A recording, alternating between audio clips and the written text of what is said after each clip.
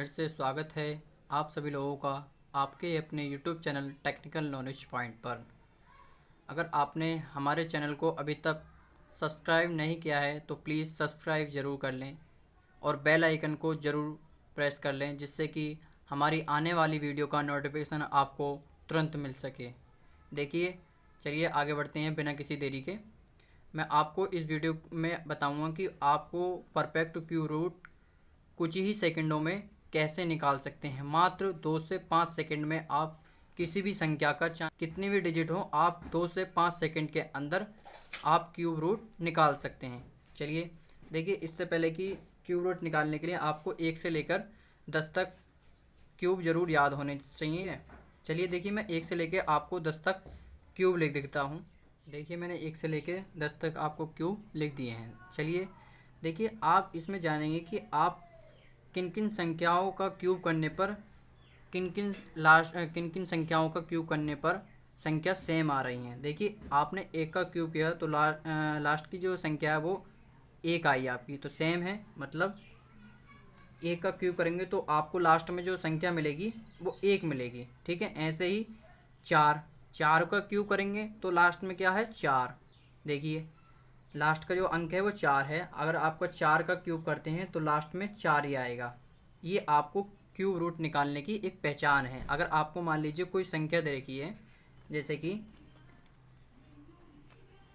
1 3 5 6 4। अब मान लीजिए आपको कोई संख्या ये दे रखी है क्यूब में।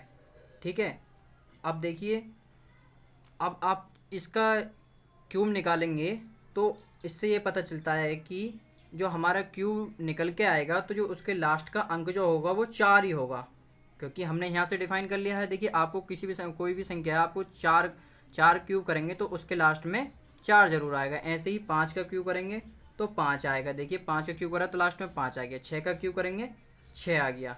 ठीक है, ऐसे ही। अब देखिए, ये तो संख्या हो गई सेम, आपको याद करने की कोई ज़रूरत नहीं है। ठीक है, अगर मान लीजिए आपको कोई संख्या रूट में क्यू रूट में ये दे रखी है तो आपको कुछ नहीं करना, आंखें मीच करके ये देखना है कि जो हमारी संख्या निकल के आई है क्यू रूट कि उसके लास्ट में क्या संख्या दे रखी है, बस यही डिफाइन करना। अब कुछ नहीं करना। अब देखिए, बचा हमारा 3, तो 3 का उल्टा होता है हमारा 7। देखिए, हमने 3 का क्यूब करा 7 आ गया और 7 का क्यूब करा तो 3 आ गया, तो ये एक दूसरे के अपोजिट हैं। ठीक है, मान लीजिए आपको कोई संख्या ये दे रखी है 1 4 5 6 7, ये संख्या दे रखी है क्यूब में। अब आपको इसका क्यूब रूट निकालना है, तो बस आपको कुछ नहीं करना। जो हमारा क्यूब रूट जो निकल के आएगा तो उसका जो लास्ट का अंक जो होगा वो 3 होगा। ठीक है, ऐसे ही मान लीजिए यहाँ पर अगर 3 होता तो अब जो इसका क्यू जो निकल के आएगा, क्यू रूट जो निकल के आएगा तो उसका लास्ट का अंक जो होगा वो हमारा 7 होगा, क्योंकि ये एक दूसरे के अपोजिट हैं। हमने यहाँ से देख लिया है। ऐसे ही हमारा 2 का 8। ठीक है, अब मान लीजिए यहाँ पे जैसे ही कोई संख्या 1 3 5 7 8 दे रखी है, आपको कोई क्यूब रूट की संख्या दे रखी है। ठीक है, आपको इसका क्यूब निकालना है।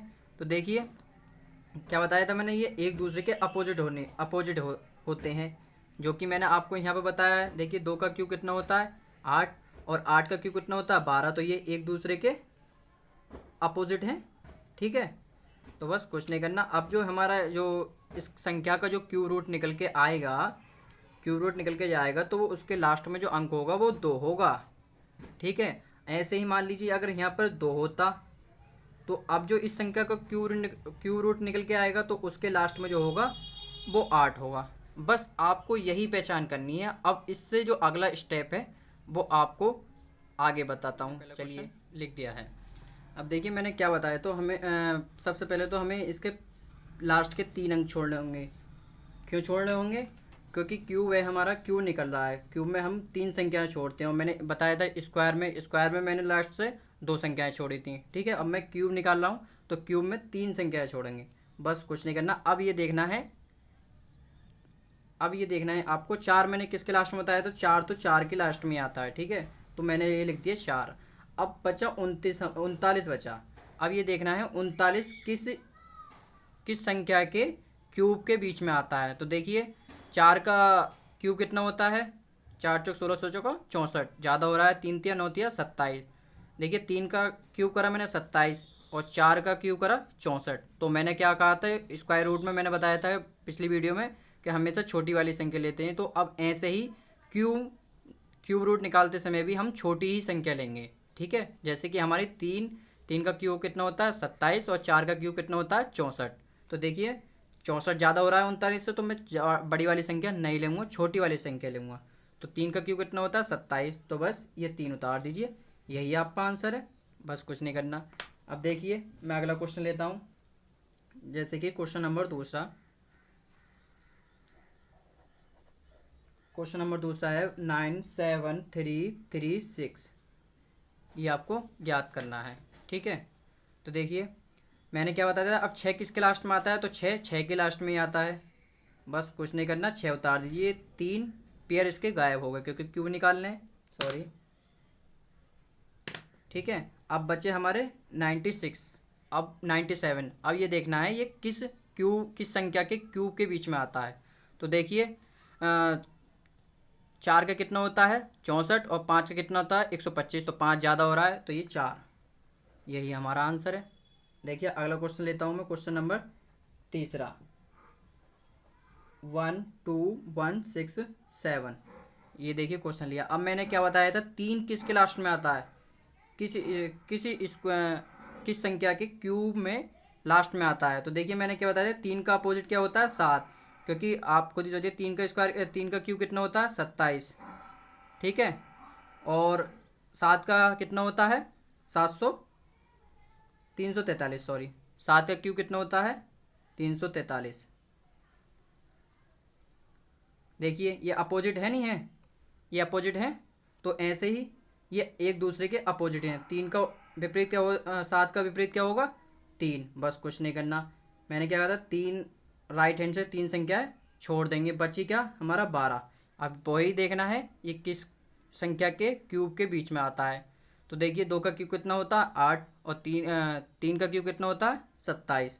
तो 3 नहीं लेंगे हम, सिर्फ 2 ही लेंगे, बस यही हमारा आंसर है। देखिए क्वेश्चन नंबर चौथा लेते हैं हम। क्वेश्चन नंबर चौथा है 970299। ये हमें ज्ञात करना है। अब मैंने क्या बताया था, 9 किसके लास्ट में आता है 9 के लास्ट में आता है, क्योंकि 9 का क्यूब कितना होता है 729। तो 9 का 9 ही आ जाएगा। ये 3 गायब हो गए। अब बच्चे हमारी ये 3 संख्याएं। अब ये देखना है 970 किस संख्या के क्यूब के बीच में आता है, ठीक है। तो 9 का क्यूब कितना हो गया 729 और 10 का क्यूब कितना हो गया 1000। तो हमें 9 ही लेना है, क्योंकि हमारा 10 का क्यूब 1000 ज़्यादा हो रहा है इस संख्या से। तो यही हमारा आंसर है। बस अगला क्वेश्चन ले दिए। देखिए क्वेश्चन नंबर 5 ये रहा 10922727। आप इस मेथड से कितनी भी डिजिट की क्यूब निकाल सकते हैं, वो भी कुछ ही सेकंडों में। देखिए मैंने क्या बताया था, 7 का विपरीत क्या होता है 3। बस कुछ नहीं करना। अब ये देखना है, मैंने राइट हैंड से 3 संख्याएं छोड़ दी, अब बची हमारी ये 4 संख्याएं, ठीक है। अब ये देखना है ये संख्याएं जो बची हैं 1092 किस संख्या के क्यूब के बीच में आती हैं। देखिए 10 का क्यूब कितना होता है 1000, 11 का क्यूब कितना होता है 3331, ठीक है। तो 3331 हमारा ज़्यादा हो रहा है और 10 हम लेंगे, क्योंकि 10 का क्यूब कितना होता है 1000 और हमारी संख्या दे रखी है 1092। और 11 क्यूब कितना होता है 1331, तो हमारी ज़्यादा हो रहा है, तो हम लेंगे 10। बस यही हमारा आंसर है, ठीक है। तो आप देखिए, आप इस वीडियो के माध्यम से किसी भी संख्या का क्यूब निकाल सकते हैं, चाहे वो 6 डिजिट हो या 5 डिजिट हो या 7 डिजिट हो, कितने ही डिजिट हो, आप कुछ ही सेकंडों में क्यूब निकाल सकते हैं, ठीक है। अगर आपको हमारी वीडियो पसंद आई हो तो प्लीज़ लाइक, और चैनल को अगर अभी तक आपने सब्सक्राइब नहीं किया है तो प्लीज़ सब्सक्राइब कर दीजिए। Thank you.